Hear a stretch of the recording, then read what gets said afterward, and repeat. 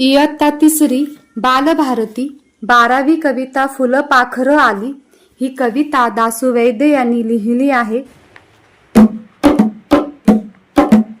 एक होत बी ते पडलं शेतात, पावसाचं पाणी गेलं त्याच्या पोटात. एक होत बी ते पडलं शेतात, पावसाचं पाणी गेलं त्याच्या पोटात. पाणी पिऊन पिऊन बी ढब्बू झालं, कोवळी पानं घेऊन जमिनीवर आलं. पाणी पिऊन पिऊन बी ढब्बू झालं, कोवळी पानं घेऊन जमिनीवर आलं. पानं मोठी झाली, फांद्या फुटल्या त्याला, फांद्यांच्या अंगावर हिरवा हिरवा पाला.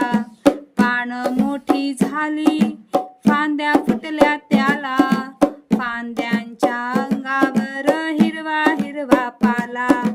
एक